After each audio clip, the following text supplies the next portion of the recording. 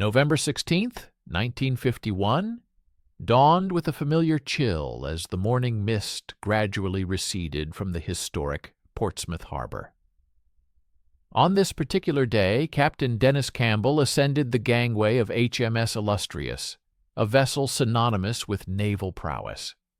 Clutched within his briefcase was a singular document, a straightforward diagram, deceptively basic in its presentation, depicting a flight deck oriented at a 10-degree angle to the port side of the ship.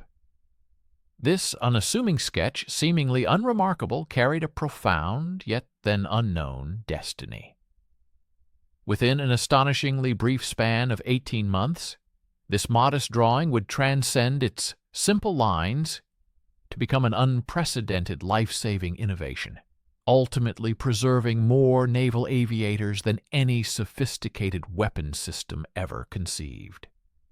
What Captain Campbell did comprehend, however, was a reality fraught with terror and grim statistics. Over the preceding 12 months alone, the venerable Royal Navy had endured the catastrophic loss of 43 aircraft due to landing mishaps. These were not mere technical failures. They represented 43 intricate machines utterly obliterated, 17 skilled pilots tragically killed, and scores more suffering grievous injuries. Every single one of these devastating incidents had occurred during the critical final 30 seconds of flight. A desperate, high-stakes moment when a 30-ton jet aircraft, hurtling at 140 miles per hour, endeavored to snag an arresting wire on a deck that relentlessly pitched and rolled just 60 feet beyond this perilous landing zone. A formidable steel barricade loomed, a merciless barrier poised to shred any aircraft that failed to secure its landing. Across the Atlantic, the challenges confronting the American naval forces were even more dire, marked by an escalating toll. In the year 1951, U.S. Navy carrier aviation recorded an alarming 776 Class A mishaps. These severe accidents, resulting in either fatalities or the complete destruction of aircraft, translated to an average of more than 2 such incidents every single day. The already perilous peacetime environment was tragically compounded by the ongoing Korean War, which dramatically amplified the carnage on carrier decks. For instance, the USS Boxer reported an astounding 7 barrier crashes during a single deployment, highlighting the constant threat faced by pilots. Similarly, the USS Princeton suffered the loss of 9 aircraft within a mere 4-week period. On traditional straight-deck carriers, a missed arresting wire invariably led to one horrific outcome: a head-on collision with the barricade at full throttle, or a devastating impact into the array of aircraft parked forward, igniting a fiery inferno capable of claiming a dozen lives in mere seconds.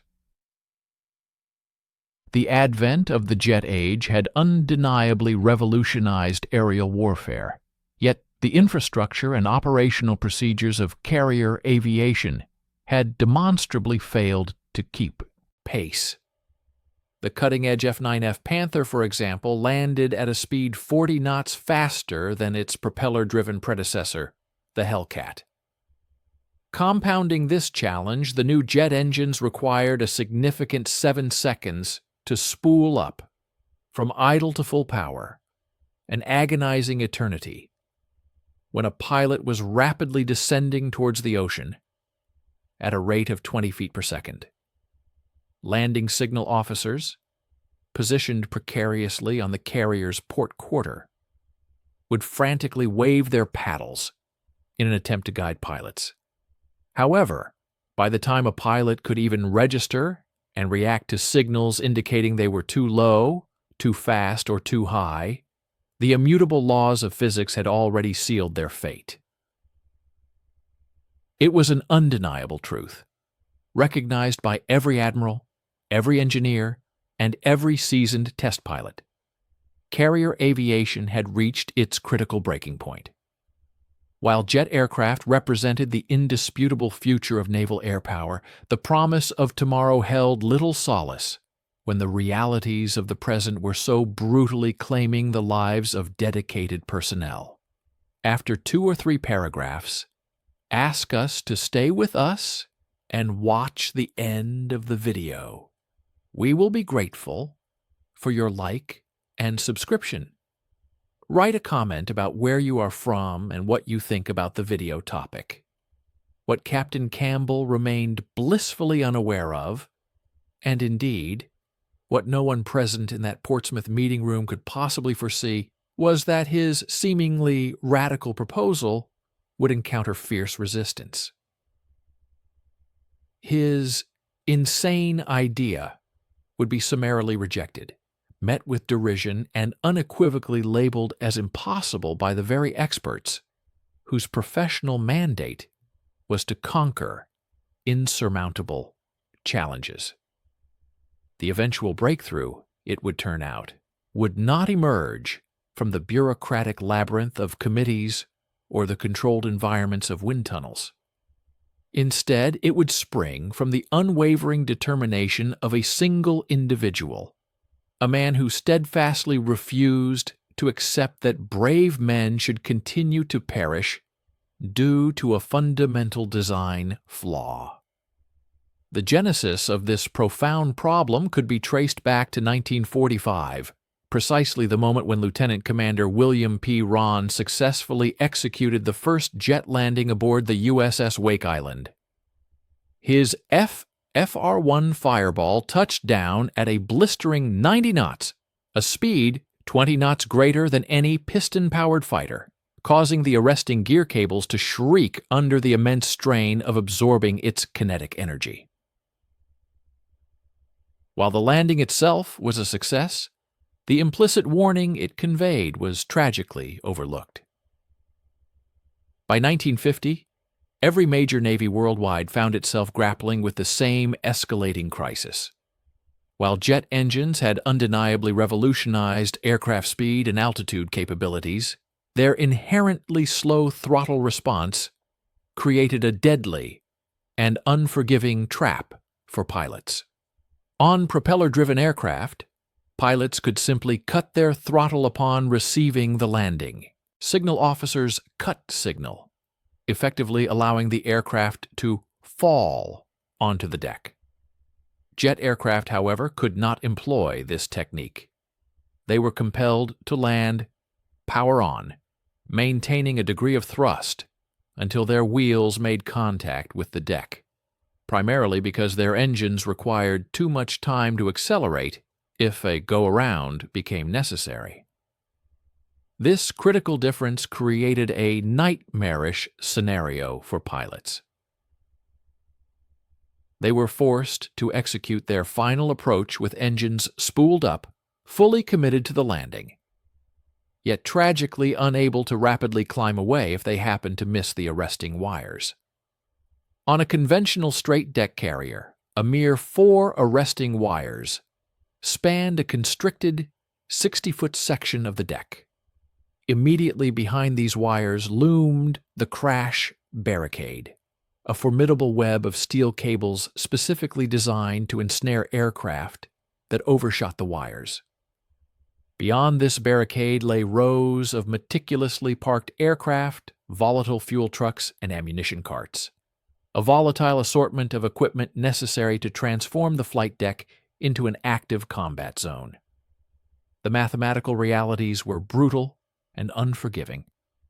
A Panther jet, landing at 125 knots, covered a staggering 211 feet per second.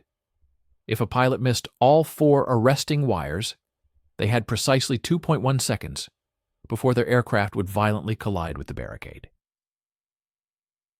The barricade, while sometimes effective, often failed. When it did, 30 tons of jet fuel and ordnance would inevitably plow into the forward-parked aircraft at an impact speed of 100 miles per hour. Captain Bruce Williams, who served as the air operations officer on the USS Kearsarge, bore witness to the horrific deaths of 11 men when a barrier failed in March 1951. The official accident report chillingly detailed the catastrophe. Aircraft struck barrier at full power. Barrier separated. Aircraft continued forward into 6 parked Corsairs. Resulting fire reached aviation gasoline stores. 14 aircraft destroyed. 11 personnel killed, 23 injured. Carrier operations suspended 48 hours. The prevailing solution, universally pursued by naval powers, centered on the development of better barriers. The British, for instance, pioneered the flex deck, a rubberized landing surface theoretically capable of catching jets without the need for traditional landing gear. Test pilot. Lieutenant Commander Eric Brown conducted 40 landings on this innovative system at Farnborough. While his official reports lauded it as fundamentally sound, he privately confided to his friends that it was bloody terrifying. The Americans, in their turn, invested heavily in constructing stronger barricades.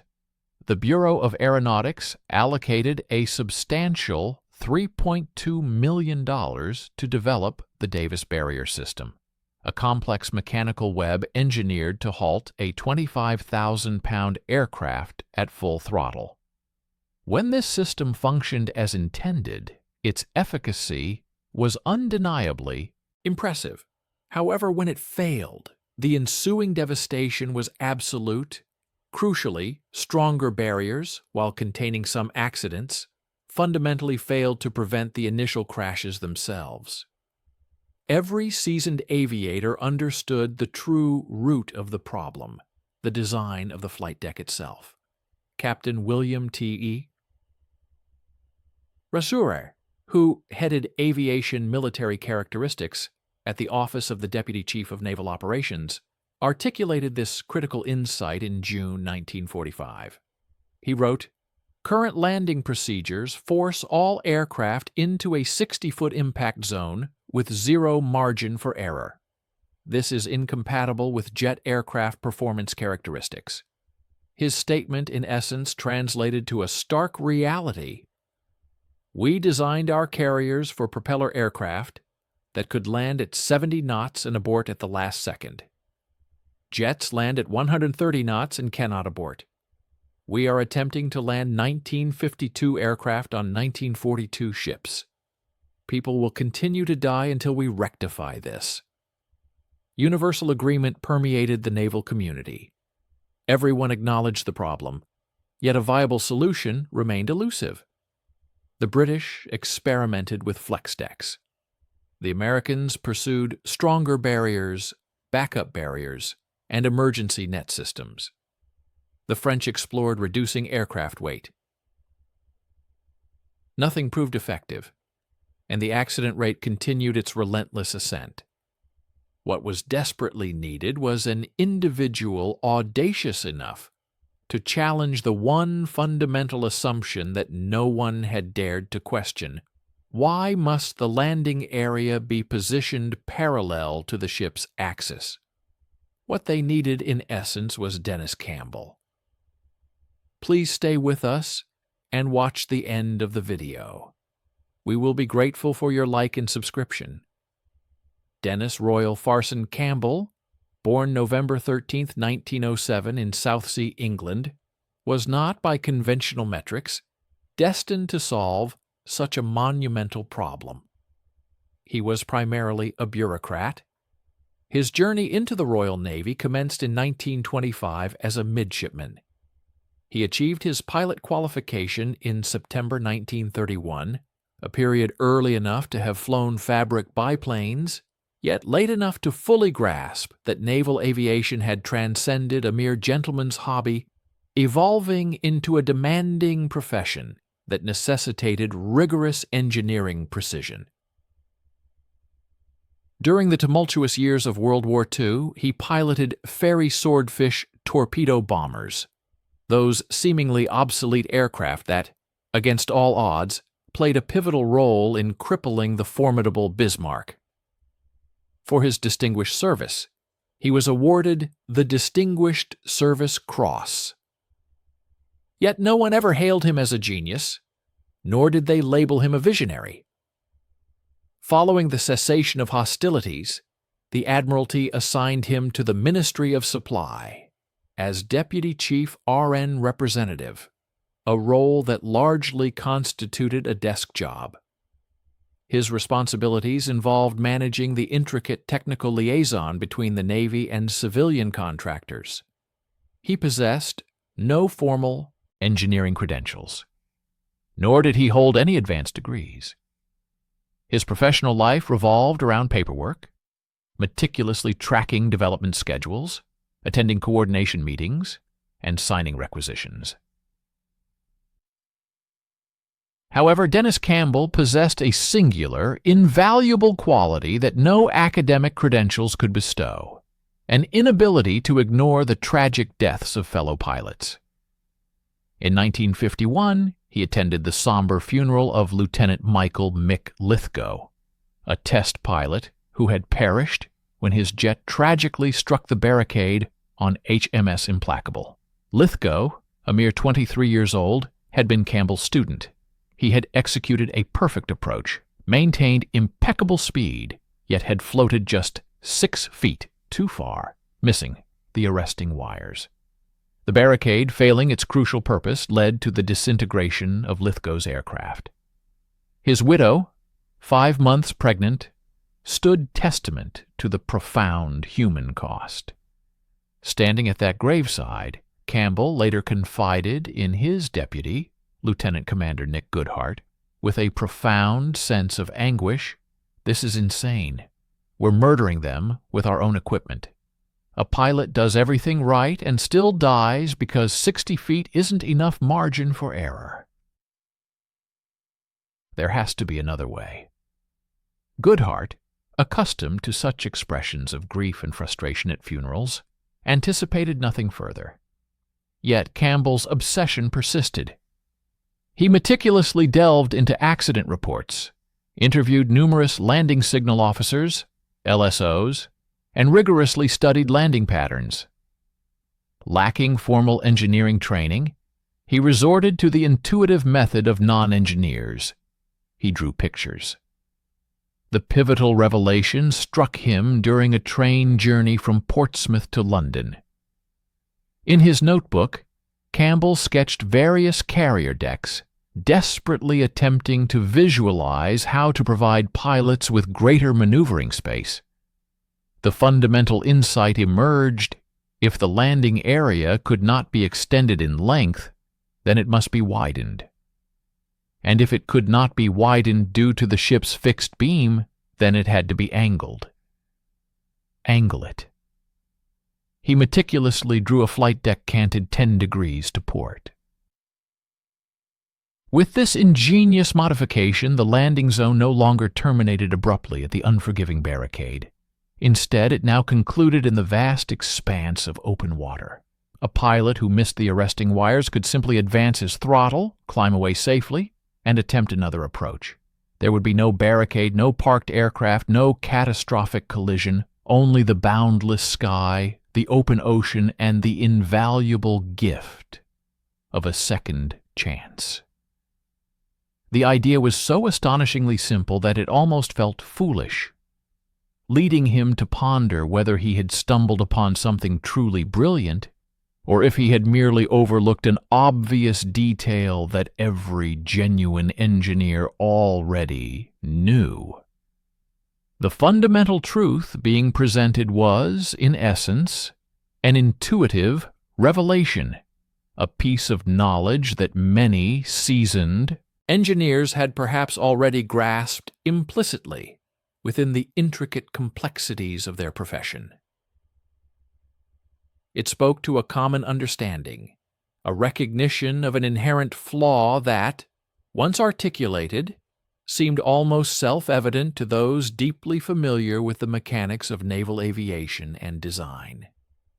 The pivotal moment arrived on August 7, 1951, when Captain Dennis Campbell orchestrated a significant gathering at the esteemed Ministry of Supply. The assembly comprised a distinguished group of naval and engineering luminaries, including Louis Boatington, the astute director of the Naval Air Department at Farnborough, Rear Admiral M.S. Slattery, who held the crucial position of Chief of Naval Research, alongside half a dozen other highly experienced senior aviation engineers. When Captain Campbell, with a palpable sense of anticipation, unlatched his briefcase and unveiled a simple yet revolutionary sketch, the immediate reaction from the assembled experts was an explosive outburst of astonishment and fervent discussion, a clear indication of the profound impact of his audacious proposition. Commander James, a highly respected senior flight operations specialist, delivered his immediate critique with an unwavering low tone that carried more weight than any shouted remonstrance. His words, sharp and definitive, resonated through the room with the unassailable authority of a fundamental scientific law, declaring that concept is unequivocally illegal. He meticulously pointed out that the established International Air Navigation Convention mandated that all flight operations must maintain strict alignment with the vessel's longitudinal axis. Therefore, Captain Campbell's radical suggestion constituted a direct infringement upon a deeply ingrained maritime aviation regulation, one forged through the crucible of 15 years of extensive carrier operations. Commander James dismissed the idea not as genuine innovation but rather as amateur nonsense, a flippant disregard for established protocols. While Campbell had certainly braced himself for strong opposition to his unconventional idea, the biting condescension in James's tone was an unexpected and unwelcome affront. Ask us to stay with us and watch the end of the video. We will be grateful for your like and subscription. Write a comment about where you are from and what you think about the video topic. Commander James further elaborated on his operational concerns, highlighting the inherent perils of the proposed angled deck.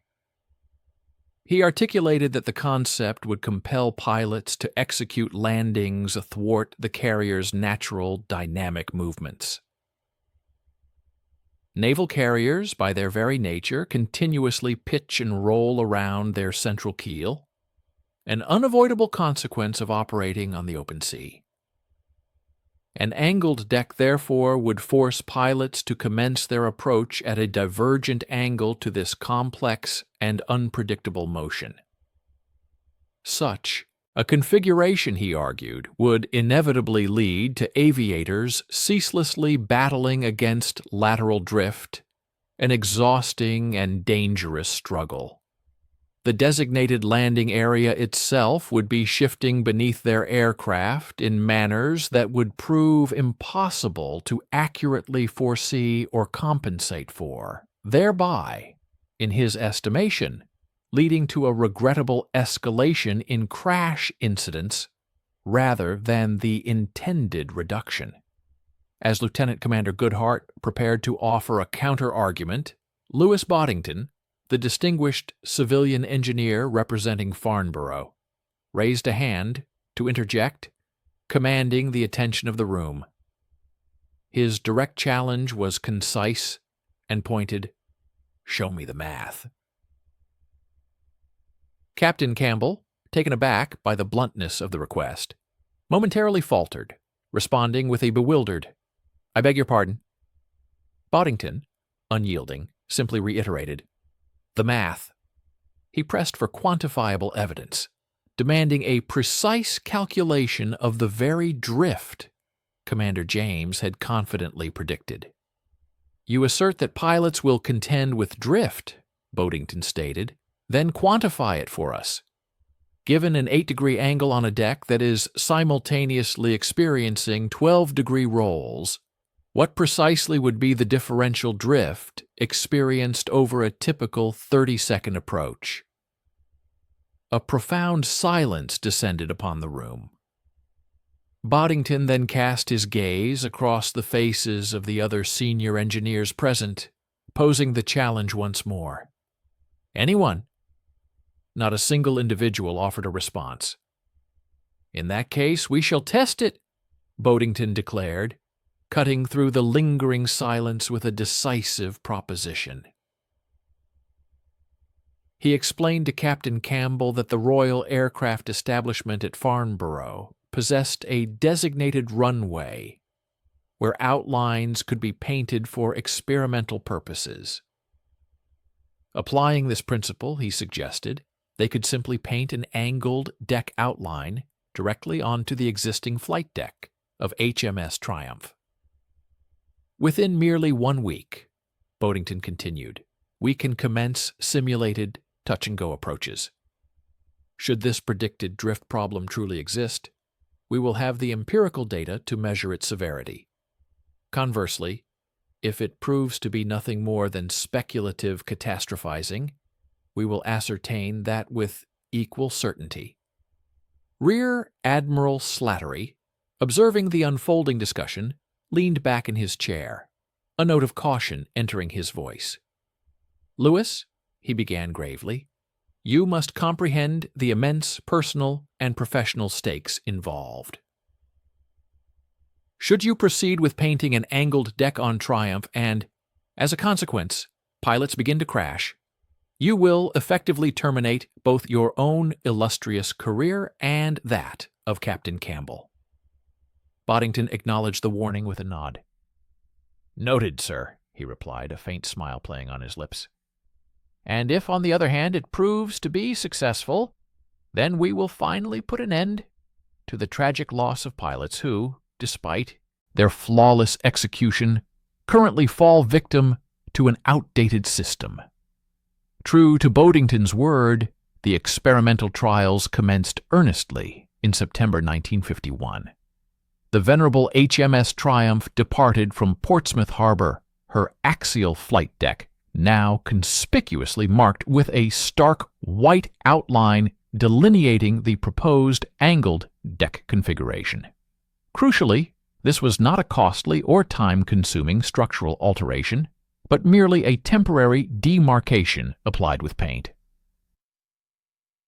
For a concentrated period of 3 weeks, experienced Navy pilots meticulously performed numerous touch-and-go approaches, conscientiously treating the painted line as if it represented a genuine, structurally defined deck edge. The much-anticipated and vigorously debated drift problem, which had been the source of so much contention and concern, simply failed to materialize. Astonishingly, the highly skilled aviators adapted to the new approach angle with remarkable swiftness, typically mastering the technique within just 2 landings. What they unexpectedly uncovered during these trials was not a new hazard, but rather an unprecedented sense of operational freedom. The profound impact of this newfound liberty was eloquently captured in the later reflections of Lieutenant Peter Chilton, one of the pioneering test pilots involved in the trials. He recounted an instance where, during an approach, he found himself too high, consequently floating past the arresting wires. Crucially, he wrote, "For the first time in my career, I wasn't terrified. Instead of succumbing to panic, he instinctively applied full power and effortlessly climbed away, experiencing the exhilarating realization that there was no barrier waiting to kill me, no aircraft ahead, just clean air and a second chance."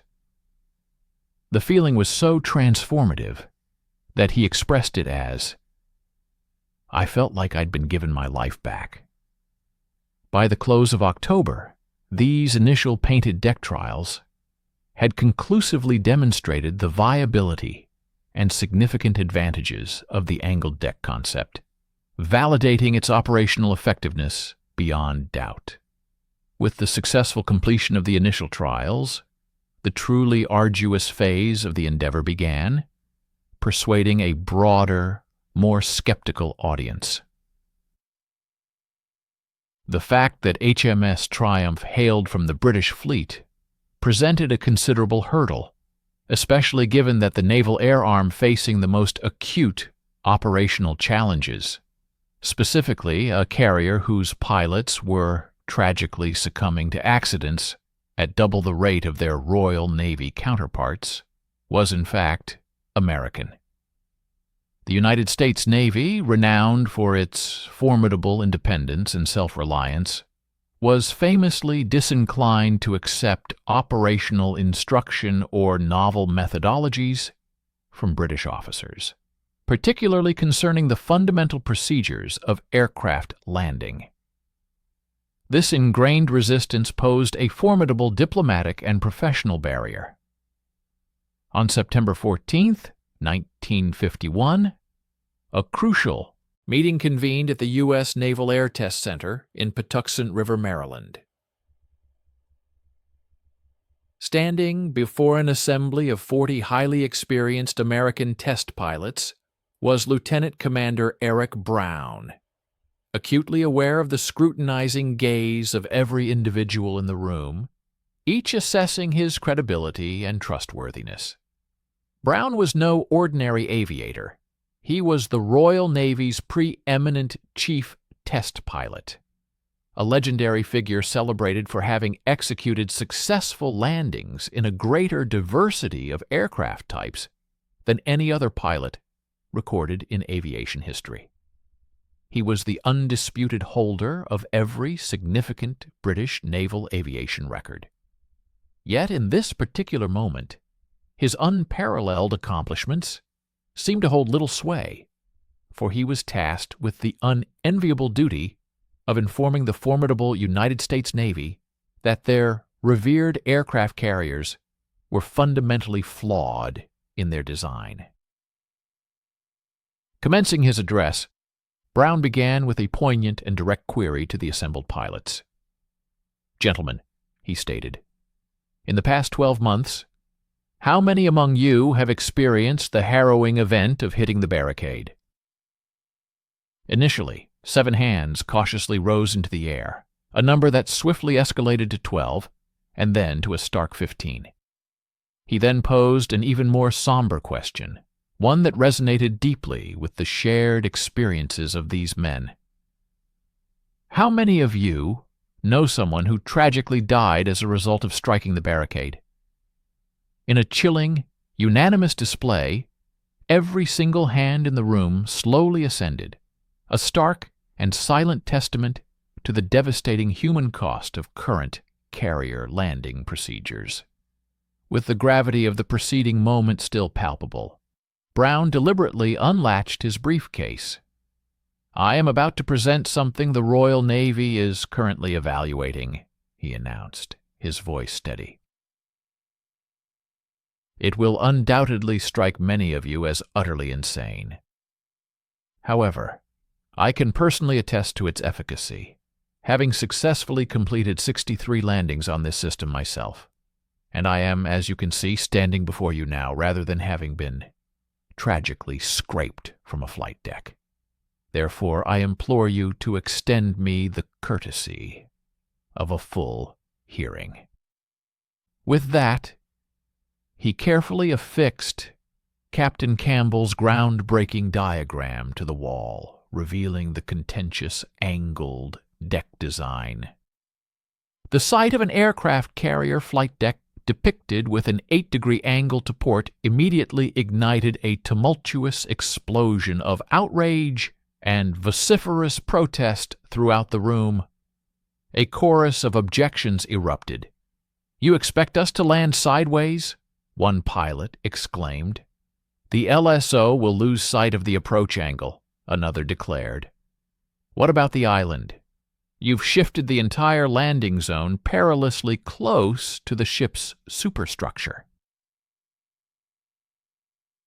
Brown patiently allowed the cacophony of dissent to gradually subside.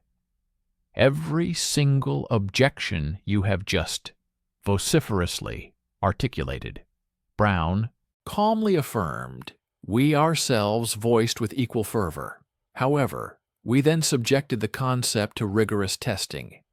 And what we unequivocally discovered was this: when an aviator misses the arresting wires on an angled deck, the consequence is not death. Instead, one simply throttles up, executes a go-around, and prepares for another attempt. It is quite literally as straightforward as that. Commander Harold Buell, the commanding officer of the esteemed VF-84 Squadron, rose to his feet, his demeanor reflecting years of accumulated experience. "Commander Brown," Buell asserted with a tone of deep conviction, "I have been executing carrier landings continuously since 1943. The methodology you are now describing fundamentally contravenes every single principle and operational guideline that we have painstakingly developed and perfected over 8 years of intense combat operations. You are, in essence, demanding that we discard a thoroughly proven and battle-tested doctrine in favor of what amounts to a mere British theory." Brown's retort was swift, direct, and delivered with an unflinching intensity. "I am asking you to cease dying for what is, demonstrably, a critical design flaw." The profound impact of this statement caused the entire room to fall into an immediate and absolute silence, the weight of his words hanging heavily in the air. Brown proceeded to elaborate on his argument, carefully explaining the core disparity. "You are currently attempting to land sophisticated jet aircraft on straight decks," he clarified, "simply because those are the facilities presently at your disposal. However, these straight decks were originally conceived and engineered for propeller-driven aircraft, such as the Corsairs and Hellcats, airframes capable of abruptly cutting their throttle and essentially falling onto the deck with a controlled stall. Modern jet aircraft, by their very design and operational characteristics, are fundamentally incapable of executing such a maneuver. Consequently, you are effectively compelling advanced 1952-era aircraft to conform to operational procedures devised for 1942-era technology, and it is precisely this incongruity that is leading to the tragic loss of your personnel. The angled deck, therefore, does not represent a violation of established doctrine. Rather, it constitutes a crucial adaptation, modifying the carrier platform to be appropriately matched with the capabilities and requirements of contemporary aircraft. At this critical juncture, Rear Admiral Apollo Susek, who held the influential position of senior U.S. Navy aviator stationed in London, stepped forward to lend his considerable authority to the discussion. "I have personally observed the trials conducted on HMS Triumph," he announced, his voice carrying significant weight. "Commander Brown's assertions are entirely correct. The fundamental concept is demonstrably sound and operationally effective. Consequently, I have already formally recommended to the Chief of Naval Operations that we initiate parallel testing of this system aboard the USS Midway." However, his endorsement was immediately met with skepticism from Rear Admiral Alfred Pride, the Chief of the Bureau of Aeronautics, who emphatically shook his head in disagreement. "We are already actively engaged in evaluating alternative solutions," Pride countered, citing the existing Davis barrier system, which he claimed boasted an impressive 98.7% success rate. Brown, seizing the opportunity to challenge the presented statistic, interjected sharply. 98.7% of what, precisely?" He pressed further, dismantling Pride's argument with a series of piercing questions. "Does that figure account only for the aircraft that actually make contact with the barrier? What about the countless pilots who, perceiving the imminent danger, never even manage to reach the barrier because panic overwhelms them? And what of those courageous individuals who, faced with the terrifying prospect of colliding with the barricade at full power, make the desperate, conscious decision to intentionally ditch their aircraft in the unforgiving ocean instead? Brown concluded his forceful rebuttal by stating unequivocally, "Your statistic, Admiral, merely quantifies the performance of the barrier itself. It entirely fails to measure the ultimate metric, pilot survival." His incisive remarks once again ignited a tumultuous eruption of noise within the room. Roughly half of the assembled pilots were visibly nodding in agreement, clearly swayed by Brown's compelling logic, while the other half appeared to be on the verge of physically removing him from the base in sheer indignation. "Gentlemen, gentlemen! Silence!" Admiral Susek commanded, his voice rising above the renewed clamor, asserting his authority with unmistakable clarity. "We will proceed with testing the angled deck concept aboard the USS Midway. This will involve initial paint trials and simulated landings to thoroughly evaluate its operational viability. Should these trials prove successful, we will then undertake the significant step of modifying a single carrier for complete structural implementation of the angled deck. Conversely, if it demonstrably fails, we will permanently abandon the idea. However, what we absolutely will not do is continue to tragically lose our highly skilled pilots to a design flaw that we possess both the means to rigorously test and the potential to rectify. Is this understanding perfectly clear to everyone present?" Admiral Pride remained standing in resolute silence for a full 10 seconds, his expression unreadable, before finally delivering his reluctant decree. "The Midway trials are authorized," he stated, his tone laced with undisguised skepticism. Yet, his authorization came with a severe caveat. "However, if this so-called British pipe dream results in even a single additional casualty, I will personally terminate the entire program and ensure that every individual associated with it is held accountable and removed." Susek, acknowledging the gravity of the condition, simply nodded in agreement. "Agreed," he affirmed. With that tense exchange, the pivotal meeting concluded.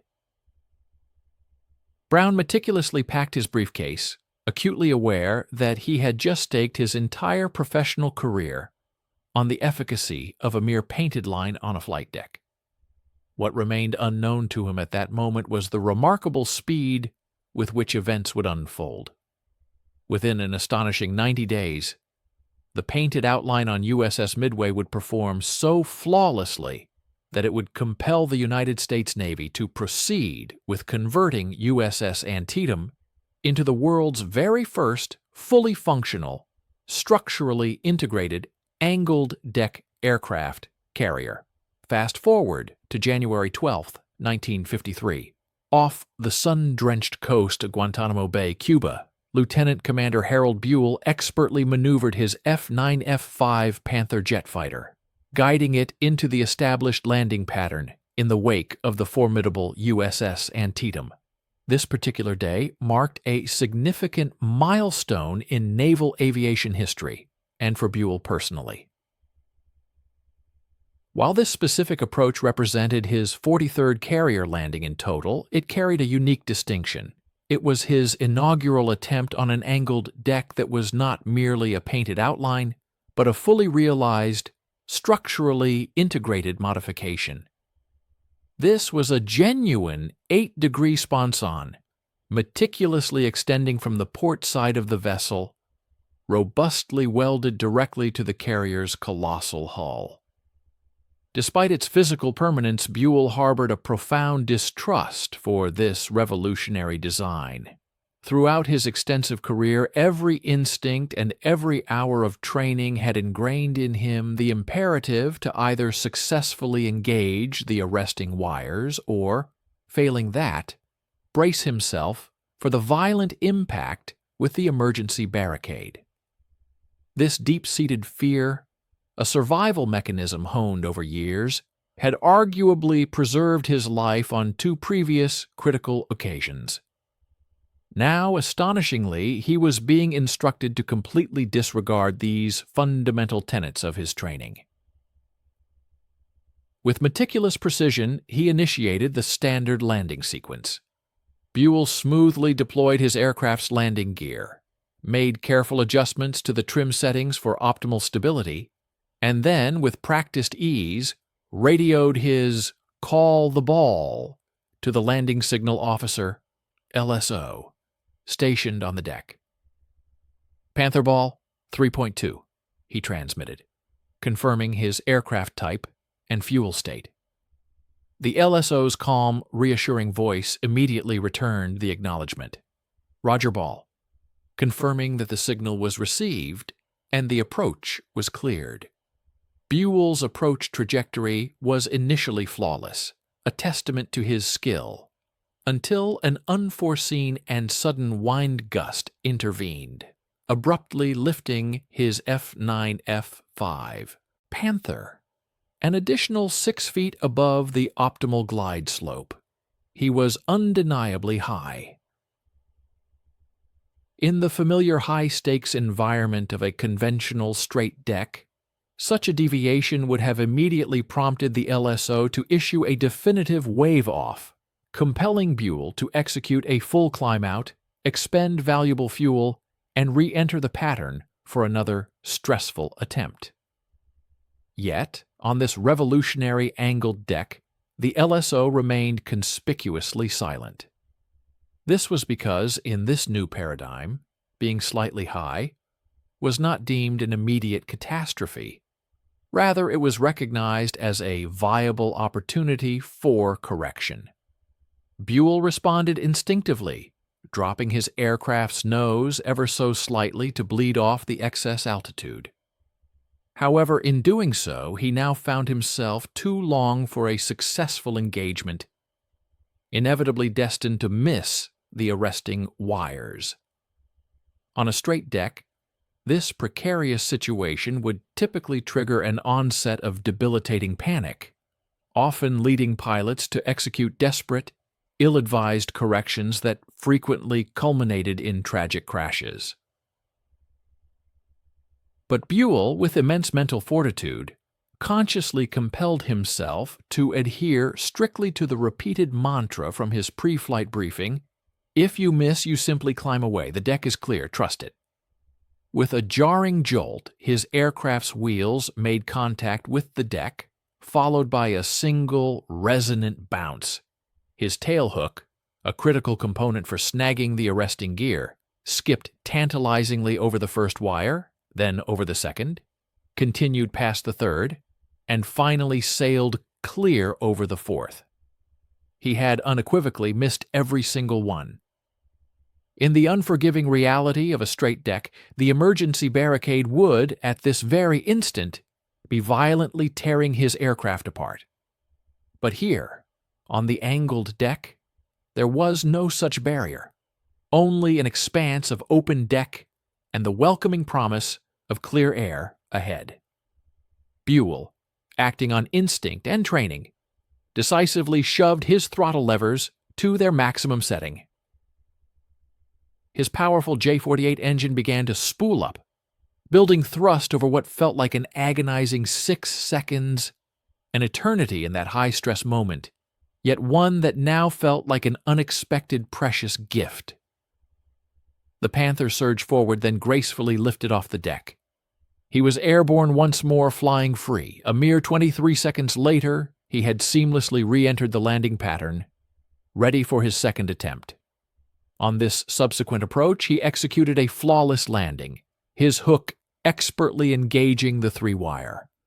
It was a perfect textbook recovery. As Buell climbed out of his cockpit, his entire body was trembling, not from the adrenaline-fueled grip of fear, but from an overwhelming, profound sense of relief, a burden he hadn't consciously acknowledged carrying for years, now finally lifted. One particular aviator, whose name is not specified in this recounting, experienced an immediate and profound sense of liberation. A mental burden he had unknowingly borne for years finally dissipating. Reflecting on this pivotal moment in his memoirs, he would articulate that for a seasoned aviator accustomed to the perilous nature of carrier landings, bringing a jet aircraft down on an angled deck was nothing short of pure exhilaration. He remarked that throughout his entire professional life, this marked the inaugural instance where the specter of death did not loom over each and every landing attempt. The immense psychological pressure that vanished that day was something he had not even recognized he was enduring, until it had completely dissipated, leaving behind a newfound peace of mind. During the subsequent 2-month period, Carrier Air Group 8 executed an impressive total of 1,327 successful landings upon the USS Antietam's revolutionary angled flight deck.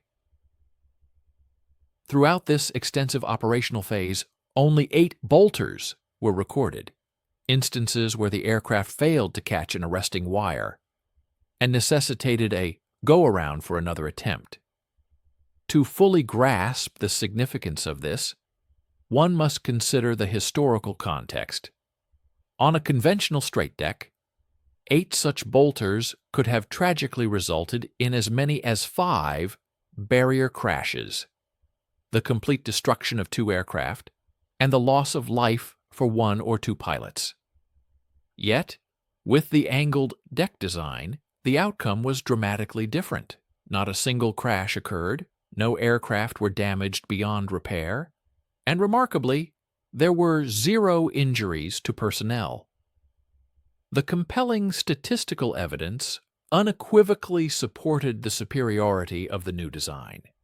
Prior to the widespread adoption of the angled deck, specifically between 1950 and 1952, the United States Navy's carrier aviation fleet experienced an alarming average of 647 Class A mishaps annually.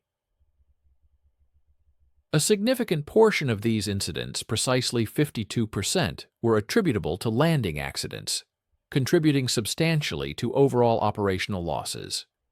However, following the full integration of the angled deck technology, observed during the period from 1955 to 1957, there was a dramatic and welcome decline in Class A mishaps, plummeting to an average of just 321 per year.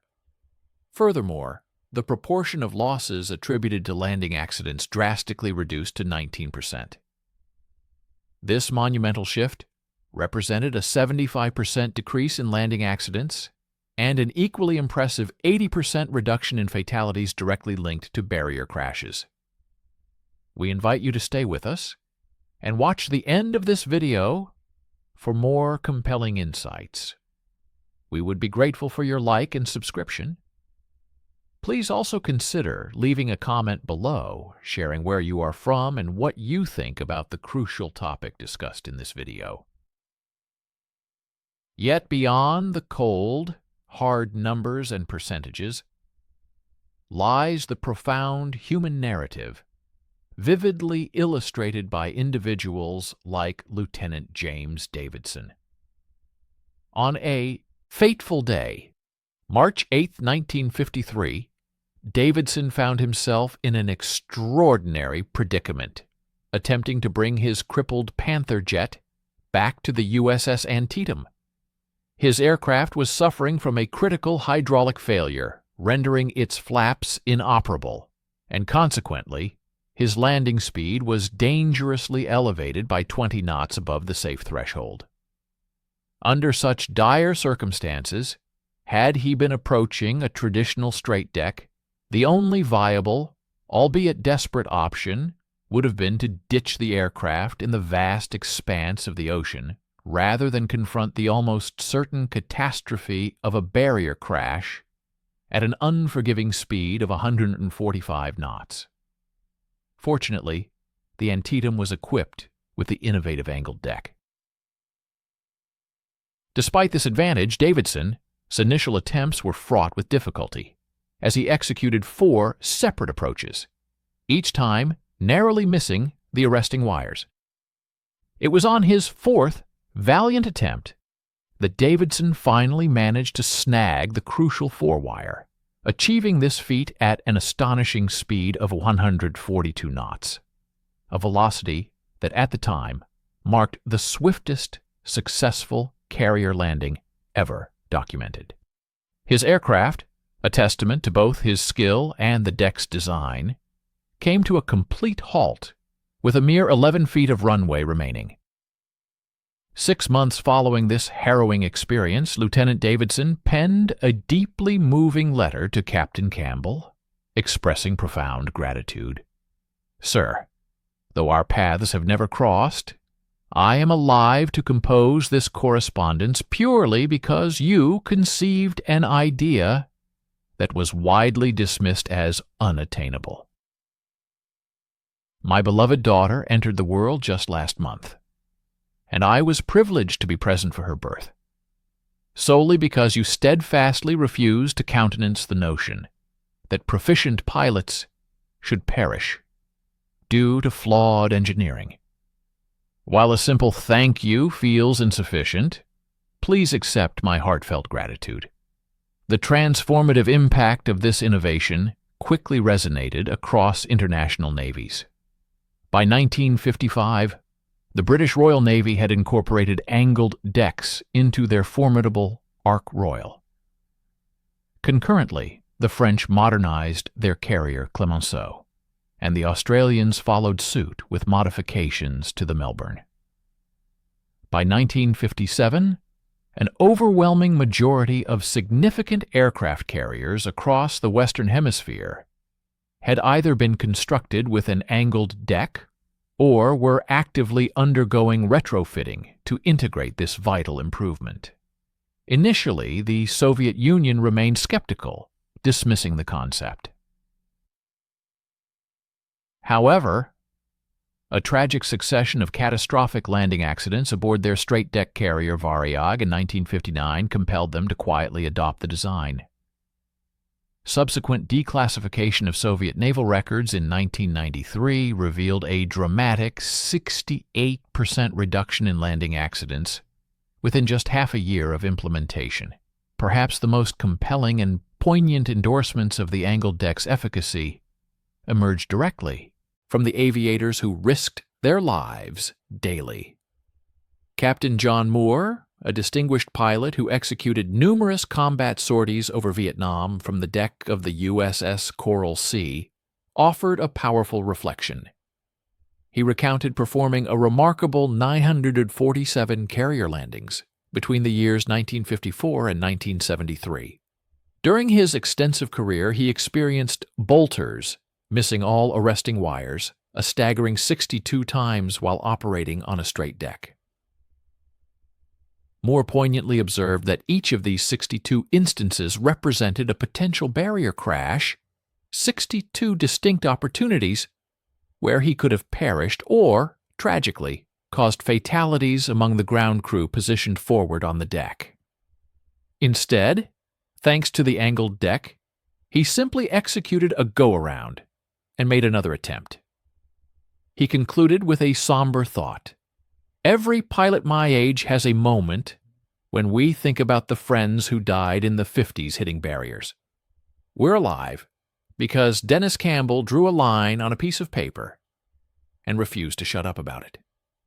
By the mid-1970s, specifically 1975, the angled deck had achieved such profound and ubiquitous integration into naval aviation that newer generations of pilots, those entering service, were often entirely unaware that aircraft carriers had ever been conceived or operated under a different design paradigm.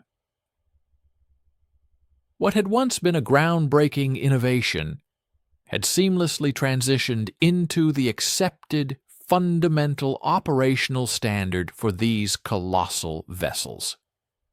The true measure of this revolutionary transformation was arguably reached when the very innovation itself became so intrinsically woven into the fabric of carrier operations that it was no longer perceived as a novelty, but rather as an inherent and invisible aspect of how carriers simply functioned, while the angled deck unequivocally stood as a monumental achievement, credited with preserving countless lives over the decades.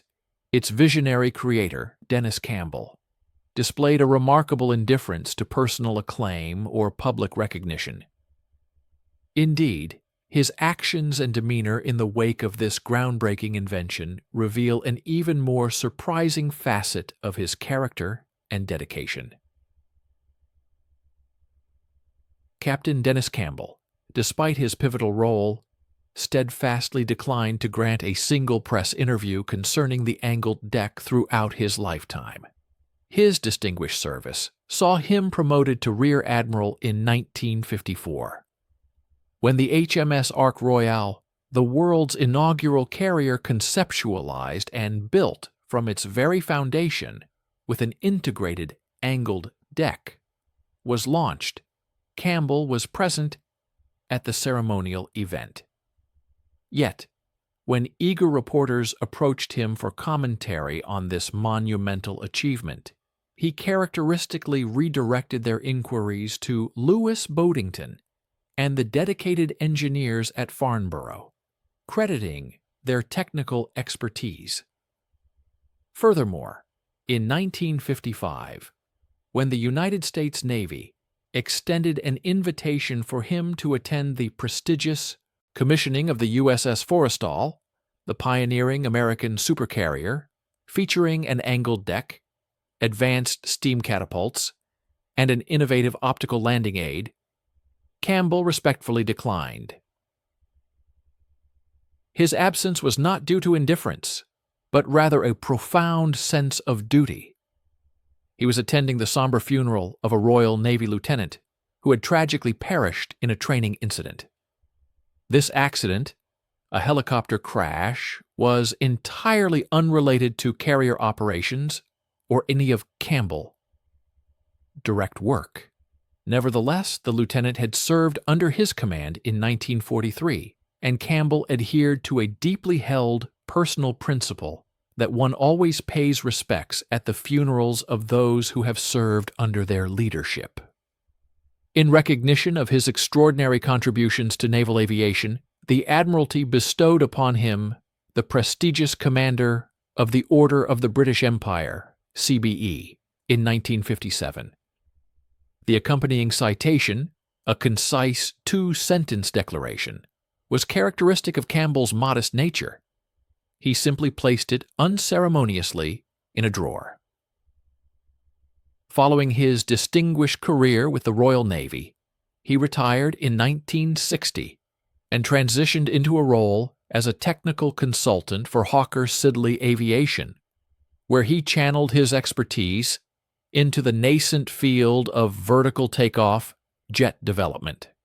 His former colleagues consistently recall his unwavering, almost obsessive dedication to ensuring pilot safety.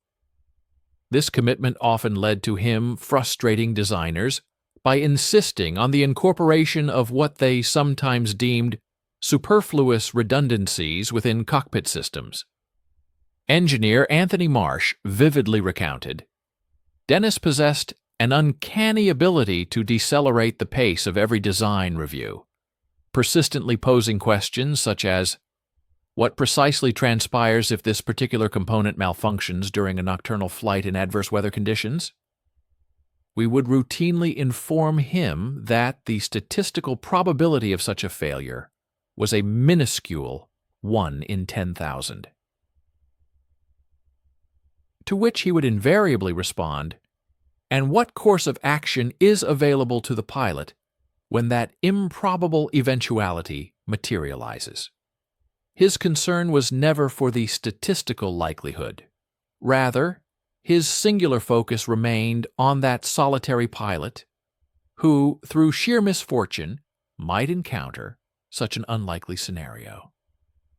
Dennis Campbell passed away on April 6, 2000, at the venerable age of 92. His passing was noted in the Times with a 4-paragraph obituary, while The Guardian dedicated 6 paragraphs to his memory. Although both publications acknowledged his seminal contribution of the angled deck, neither, it could be argued, fully encapsulated the profound and far-reaching significance of his invention. It is a striking truth that every single carrier landing executed since 1953 has occurred under the protective umbrella of a design born from one man's unwavering refusal to accept the preventable deaths of his fellow aviators. In the contemporary era, the angled deck is a universal fixture. Every aircraft carrier globally, whether American, British, French, Indian, Chinese, or Russian, incorporates this fundamental design. Even the United States Navy's most advanced vessels, the Gerald R. Ford-class carriers, which boast cutting-edge electromagnetic catapults and sophisticated arresting gear, still feature a flight deck angled precisely 8 degrees to port, a direct continuation of the precise configuration Campbell sketched in 1951. Modern carrier pilots within the U.S. Navy fleet alone perform in excess of 15,000 landings annually. With an approximate bolter rate of 8%, this translates to roughly 1,200 missed wire approaches each year. Crucially, in the absence of the angled deck, each of these 100 instances would represent a potential life-threatening barrier crash. The sheer scale of lives saved is staggering, hundreds annually, culminating in tens of thousands over the past 7 decades. The enduring legacy of Campbell's design is perhaps best encapsulated by the profound gratitude expressed by those who benefited directly. Lieutenant Colonel Arthur Black of the U.S. Marine Corps, a pilot who flew FA-18s from carrier decks between 1985 and 2007, took the extraordinary step in 2003 of locating Campbell's family and dispatching a heartfelt letter to them. His message eloquently conveyed, "I never had the privilege of meeting your father, yet throughout my career I executed 147 carrier landings. Of these I experienced bolters, missing all the arresting wires and necessitating a go-around. A remarkable 142 times. Each of those 142 instances represented a potential scenario where I might have perished. Instead, I was simply able to ascend and attempt the landing anew. Your father, through his ingenious design, granted me 142 invaluable second chances. He afforded me a fulfilling career. He quite literally gave me a life."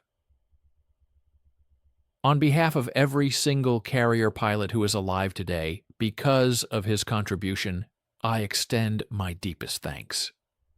Dennis Campbell, having passed away 3 years prior, naturally could not respond to this poignant letter. However, his son, recognizing its immense significance and understanding his father's disinterest in personal accolades, carefully framed it. While Campbell himself never retained his own numerous awards, his son intuitively knew that this particular testament would have been cherished by his father. The profound lesson gleaned from this historical account is that truly transformative breakthroughs do not exclusively originate from the established cadre of experts or those within specialized fields. Rather, they frequently emerge from an individual who possesses the unwavering conviction to challenge the deeply ingrained response of, "That's simply how we've always conducted operations." Captain Campbell, it bears repeating, was neither a trained engineer nor a seasoned test pilot. He held the position of a naval bureaucrat, a man profoundly unable to disregard the tragic loss of his comrades. It was this deep-seated empathy that imbued him with the sheer audacity to simply draw a single elegant line on a piece of paper and pose the fundamental question, Why couldn't this work? The angled deck, in its silent efficacy, stands as an innovation that has demonstrably preserved more lives than the actions of any single Medal of Honor recipient.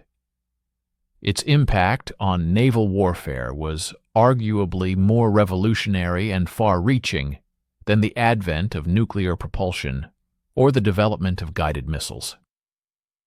Yet this monumental advancement did not stem from the deliberations of specialized committees or the rigorous experimentation within advanced laboratories. Instead, its genesis can be traced back to a seemingly ordinary train journey, a simple notebook, a rudimentary sketch, and, most crucially, an unyielding refusal to be silenced when confronted with universal skepticism and declarations of impossibility.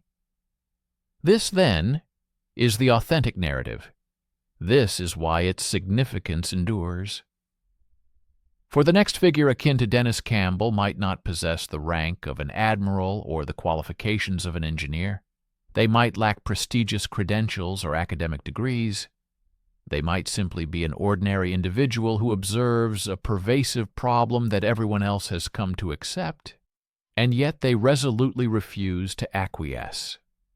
History, in its grand tapestry, does not always favor the most vocal proponents or those occupying the highest echelons of power. Sometimes it ultimately belongs to that singular person who steadfastly declines to permit good people to perish due to an inherently flawed design.